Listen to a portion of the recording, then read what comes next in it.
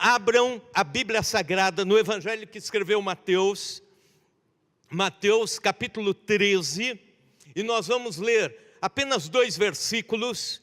É a menor das parábolas de Jesus, a parábola da pérola, versículo 45 e 46 do capítulo 13. Evangelho de Mateus 13. Enquanto você vai abrindo, eu vou te falando que Mateus escreve o seu evangelho, um dos 3 chamados sinóticos, isto é, os 3 evangelhos que vão na mesma direção, sob a mesma ótica. O 4º evangelho, o de João, é diferente, ele trata a personalidade, a pessoa de Jesus, mas Mateus os feitos de Jesus e ensinos de Jesus, e é direcionado aos judeus, com a ideia de mostrar o que é um reino superior ao que os judeus estão esperando, um reino com um Messias que seria apenas um rei humano, no âmbito cívico, militar, ou monárquico, ou então político. Não, a ideia de um reino superior, o que chamamos o reino de Deus, ou então é chamado de o reino dos céus. E o texto diz assim: o reino dos céus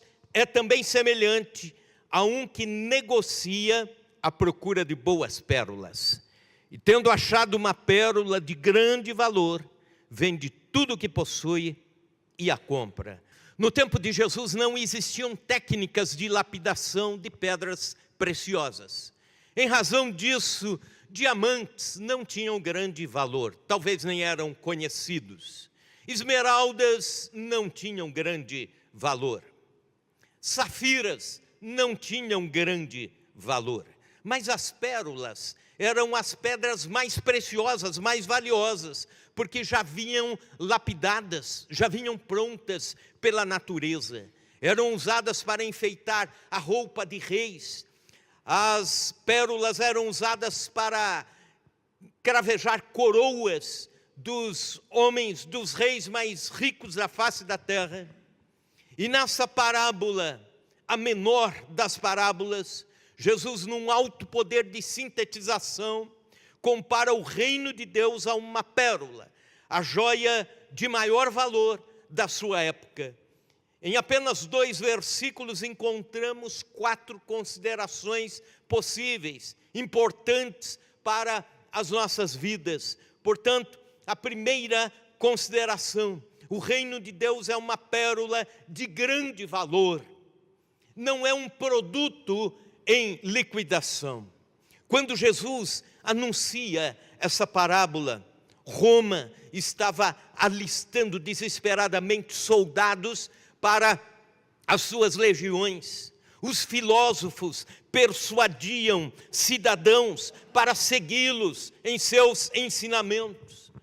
Em Jerusalém, fariseus e saduceus disputavam pessoas como negociantes de gado para formarem os seus rebanhos religiosos da época, legalistas, apenas religiosos. E Jesus, ao contrário disso, não se preocupava em chamar seguidores.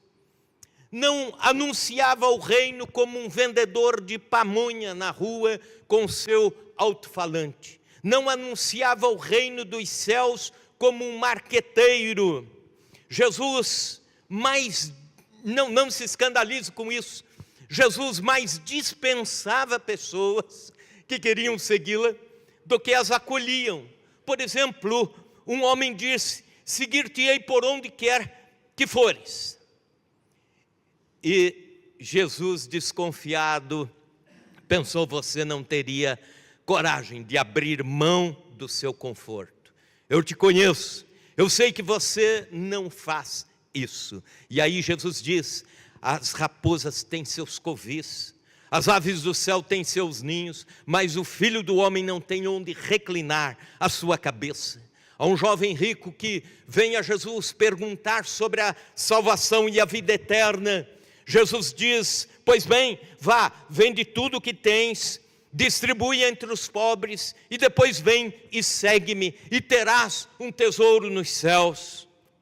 Mas Jesus sabia que aquele homem tinha o seu coração naquela sua grande pérola, mas que não era tão grande como a do reino de Deus, a do reino dos céus. Há outro que quis segui-lo. Jesus disse: ninguém que começa uma construção, ninguém começa uma construção sem antes avaliar. Ninguém começa uma torre sem antes avaliar todo o custo dela. Ou então nenhum general vai à batalha sem antes contar os seus soldados e a sua força bélica.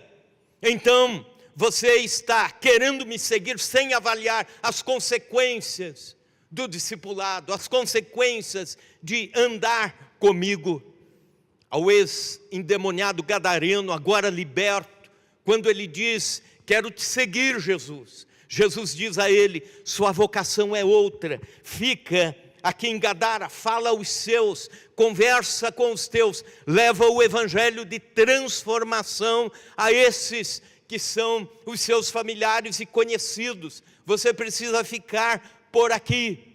Pois bem, me incomoda o excesso de ofertas que o evangelho oferece hoje, o excesso de insistência no vem de qualquer jeito e continue de qualquer jeito, desde que você esteja aí, de repente, entre aqueles que estão entre o reino de Deus, convertido ou não, ou servindo a Deus ou não, mas venha e continue assim. Algumas ofertas são insistentes, até apelativas. Eu li num adesivo isso: já tentou de tudo, agora tente Jesus. Eu não vejo isso como uma boa coisa, parece uma oferta barata de Jesus, mas uma tentativa. Então, Cristo em liquidação, numa festa de quermesse, conta-se que numa barraca tinha produtos religiosos, e estava uma plaqueta lá, escrito assim: cruzes em promoção, cruzes em promoção. Eu imagino que nós estamos vivendo, entre os evangélicos brasileiros, essa ideia de um cristianismo em promoção, em oferta barata, sem uma conversão real, sem uma entrega a Deus, sem uma consagração e sem entender o valor desta grande pérola que é o reino de Deus. Ouvi falar de uma igreja numa grande cidade, numa das capitais do nosso país, que a cada culto de domingo como esse faz um sorteio de um valor para que as pessoas sejam incentivadas a virem ao culto com a possibilidade de serem sorteadas e voltar para casa com uma grana. É o evangelho em promoção, é a graça barata. Outra igreja com uma estrutura piramidal. E um pastor amigo disse que foi consultado por um líder de uma denominação, dizendo: olha, você é um cara de bons resultados, passa para cá, você só tem que agora começar numa estrutura que nós vamos te ensinar a trabalhar, porque cada pessoa que você for conquistando para Jesus, trazendo para Jesus, você vai ter alguns benefícios com isso, e depois que você estiver à frente de uma congregação, depois outros tantos, e assim por diante. O evangelho piramidal.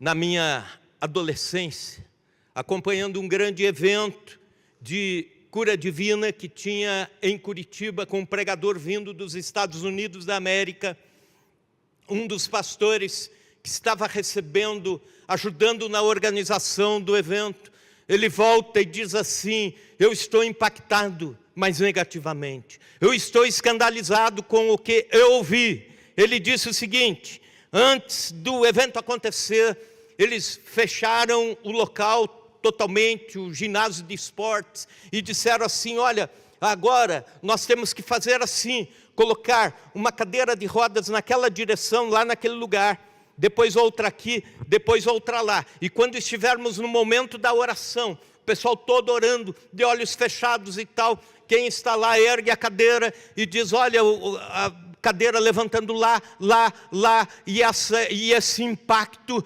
gera um espírito de como que eu diria, de ânimo no pessoal. Pois bem, fazendo analogia novamente, estamos num cristianismo de baratear a cruz, baratear a fé, para ter mais alguém, facilitar o reino de Deus para ter mais alguém, cruzes em liquidação, mas o reino de Deus, não esqueça, é uma pérola de grande valor.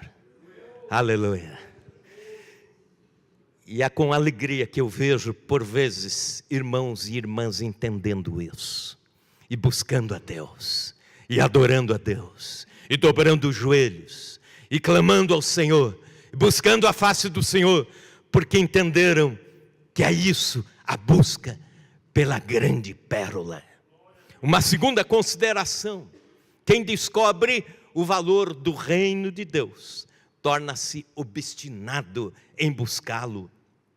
A Bíblia diz que o negociante de pérolas procurava boas pérolas, conhecia o tema, sabia o que queria, ele sabia a diferença entre uma pérola de menor valor e uma pérola de maior valor.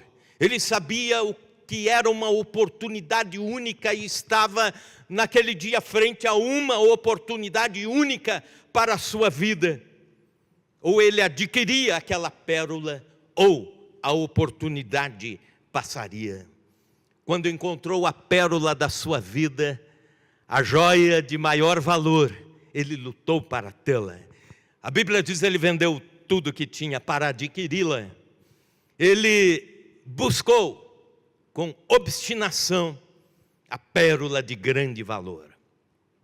Se falássemos de Jesus com mais paixão, se pregássemos o reino de Deus com mais empolgação, se buscássemos de Deus mais unção para aquilo que desenvolvemos nos nossos ministérios, se anunciássemos a fé em Jesus com mais intrepidez,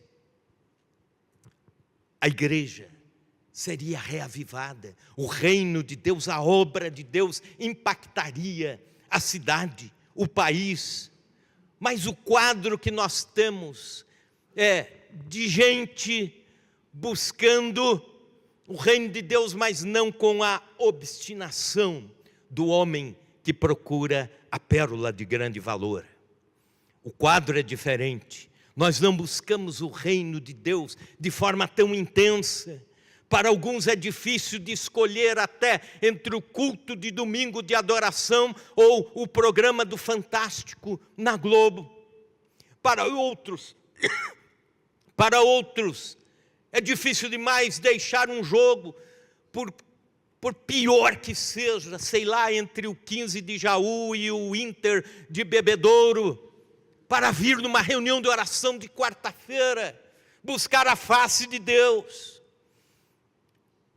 Nós precisamos buscar o reino de Deus como sendo a oportunidade da nossa vida, a pérola de grande valor. Eu peço para que você faça algumas perguntas para você mesmo, perguntas sinceras, e perguntas sinceras exigem respostas sinceras. Pelo que eu me encanto mais nessa vida? Pergunte isso para você. Qual é a minha maior paixão? Que lugar na escala de prioridades está o reino de Deus para mim? Que lugar Jesus ocupa na minha escala de empolgação da vida? Quem descobre o valor do reino de Deus torna-se obstinado em buscá-lo. Quer mais, quer e quer mais, porque descobriu a pérola de grande valor, a pérola de maior valor. Uma terceira consideração sobre esta parábola: quem conhece o valor do reino de Deus não hesita em disponibilizar o seu tudo para alcançá-lo. O negociante vendeu tudo o que possuía porque sabia do valor daquela única peça. Não pensou muito, não titubeou, foi lá e comprou. Mas isso envolveu todos os seus bens para a maior conquista da sua vida. Quando falo sobre isso, por exemplo, lembro-me de um pastor amigo nosso, pastor Miguel Zuger.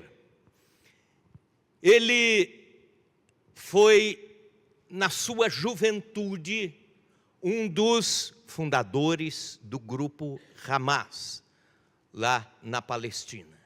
Seu pai era amigo de Yasser Arafat.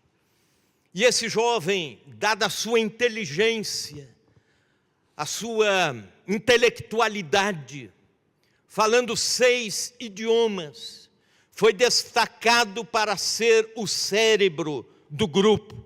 E ele então ia por países para negociar a abertura de universidades islâmicas em alguns países. E quando ele estava na Argentina, para esta finalidade, ele encontra-se com Cristo através de uma igreja, pregando o Evangelho no sábado à noite, um culto de jovens, como é o Fusão por aqui. E ele entra naquele movimento curioso, e lá os jovens o abraçam, falam de Cristo para ele entrega a sua vida para Jesus. Estava para ter um acampamento, ele foi para o acampamento, e aí quando ele volta para o hotel onde ele estava hospedado, ele fez o seguinte: telefonou para a organização e disse: eu não quero mais nada, eu rejeito tudo que eu ganhava, todo o status que eu tinha, os valores que eu recebia, porque agora eu encontrei algo de maior valor. E hoje ele é perseguido. Hoje ele precisa usar identidades diferentes, nomes diferentes. É caçado intensamente por todo aquele pessoal que ele deixou atrás. Mas ele diz: eu encontrei o sentido da minha vida. Pregar o Evangelho de Cristo, levar o meu povo a conhecer o Evangelho do Senhor, levar a palavra de Deus ao povo palestino, levar a palavra de Deus ao povo árabe, missionário, perseguido, sofredor, mas está dizendo: encontrei a pérola de grande valor. Um arqueólogo cristão diz o seguinte: graça é de graça, mas ao mesmo tempo ela cobra tudo de ruim que eu tenho, e aí eu tenho que oferecer tudo que eu tenho de ruim, para que Deus me dê algo de bom, a sua graça, a grande pérola. Parece que Paulo, o apóstolo, entendeu muito bem isso. Quando ele escreve aos Filipenses, capítulo 3, versículo 8, ele diz: sim, deveras considero tudo como perda, por causa da sublimidade do conhecimento de Cristo Jesus, meu Senhor, por amor do qual perdi todas as coisas e as considero como refúgio para ganhar a Cristo, a pérola de grande valor. Você já entendeu o que é o valor, a importância da consagração a Deus, a importância de dizer: eu quero até perder aqui, mas para ganhar o reino de Deus. Conta-se que um cristão muito egoísta, arrogante, teve um sonho. E no sonho ele se encontra num culto de consagração a Deus. E ao final do sonho é que ele entendeu pela primeira vez o que significa perder tudo para ganhar a pérola de maior valor. Pois bem, todo prepotente, isso no sonho, Deus diz: dê-me tudo. E ele bateu a mão no bolso e disse: sim, eu tenho aqui R$200 na minha carteira, isso é o meu tudo. E Deus disse: então, esse é o teu tudo? Você tem certeza disso? E ele disse: aqui agora mas eu tenho lá no carro talão de cheques. E Deus disse a ele: então você já tem algo a mais, e não me falou disso. Você tem um carro, E você tem um cheque, sim. Você disse que daria o seu tudo. Ele disse: Senhor, mas se eu der os R$200, o talão de cheques e o meu carro, eu vou para a minha casa a pé. E Deus disse: aham, então você tem uma casa, né? Dê-me a sua casa. E ele disse: mas se eu te der a casa, como eu vou fazer com a minha família? Onde minha família vai morar? E Deus disse: você não tinha me falado disso. Você tem uma família, dê-me a sua família. E aí esse homem disse: Senhor, mas a minha família é o meu tudo. Se eu der a minha família, a minha vida já não faz mais sentido. E aí Deus disse: você então tem uma vida, e você não tinha me falado disso. Entregue-me cá a sua família e a sua vida também. E aí ele caiu de joelhos, dizendo: eu me rendo, não tenho mais nada. Em lágrimas, dizendo: Senhor, é tudo, agora não tenho mais nada. E Deus bate no seu ombro, dizendo: tudo que você me der será pouco comparado ao reino dos céus e a grande pérola de valor. Mas agora você terá o meu tudo. Tudo que eu precisava era ver a sua atitude de quebrantamento e de consagração e de rendição. Na verdade, o seu tudo é pouco, o seu tudo é insuficiente, mas eu dou o meu reino, o meu tudo a você. E Deus disse a ele: eu aceito tudo que você já me deu e entregou, e até não quero usá-lo. Use você pelos próximos 65 anos pela frente. Pode fazer uso, eu até te ajudo a ter mais depois. Fica tranquilo quanto a isso, mas é meu. Eu entendo agora que o seu coração não está nisso. A sua prioridade já não é isso. Todos nós precisamos entender. Temos uma pérola de grande valor.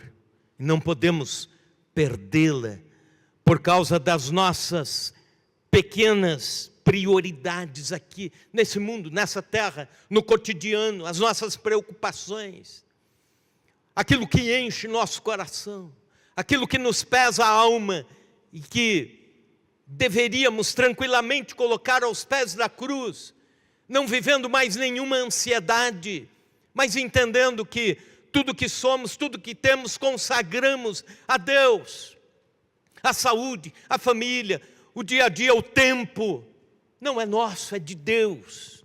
Ele nos empresta. Quarta e última consideração: a preciosidade do reino nasce das intempéries da vida. A pérola nasce na ostra, mas ela nasce através do sofrimento da ostra. É um corpo estranho, que pode ser uma areia, um pedaço de metal, que entra na ostra por algum pequeno buraquinho, algum orifício microscópico e fere a ostra. E com esta dor, com esta ferida, ela solta um líquido que forma a pérola, uma substância produzida pela própria ostra em sofrimento. Inclusive há um livro de Rubem Alves, que o título é esse: Ostras felizes não fazem pérolas. Corpos estranhos, ciscos, causam feridas na ostra. E da ferida, quanto maior a dor que ela sente, melhor será a pérola. Por vezes, nas tribulações, nas lutas, nas angústias, nas intempéries da vida, nas dores, nas perdas que temos, estamos produzindo para o reino de Deus. Aliás, o reino de Deus começa na cruz e não no trono. O trono é a consequência da fidelidade à cruz. Deus não evita os grãos de areia na nossa alma, mas Ele os transforma em pérolas. Ele não evitou a cruz, mas transformou-a na maior preciosidade, a salvação, a remissão, a redenção, a propiciação, a grande pérola que eu e você temos. Quero te convidar a ficar em pé nesta hora. A pérola de grande valor. É o tudo que nós precisamos. É o que nós, que corremos o risco de estarmos virando materialistas, consumistas, estarmos quedados às preocupações tantas deste mundo, desta sociedade. E isso é um risco, é uma tentação para nós. É o momento de hoje consagrar a Deus. Eu quero desafiar todos nós a fazermos isso. Consagrar o que temos, o que somos para Deus e dizer: Senhor, é a pérola de grande valor que eu quero buscar. É o reino dos céus que eu quero buscar. Isso é a minha prioridade. Numa pequena congregação, numa fazenda, o pastor da igreja sede, uma vez por mês, estava na fazenda para pregar a palavra de Deus e ministrar a ceia àqueles irmãos. Reunidos num domingo à tarde para cultuar, o pastor da igreja que estava lá naquele dia, iria pregar como de fato pregou, iria ministrar a Santa Ceia como de fato o fez. Antes da pregação, enquanto estavam cantando, um menino sem camisa, pés no chão e com uma bermuda limpa, mas muito surrada, muito desgastada, chegou ao pastor e puxou a sua camisa e disse: pastor, eu preciso falar com você antes da pregação, preciso pedir uma coisa ao senhor. E pastor, de tanto o menino insistir, disse: pois não, querido. O menino disse: pastor, eu quero cantar um hino. Eu quero cantar. Me preparei hoje para cantar.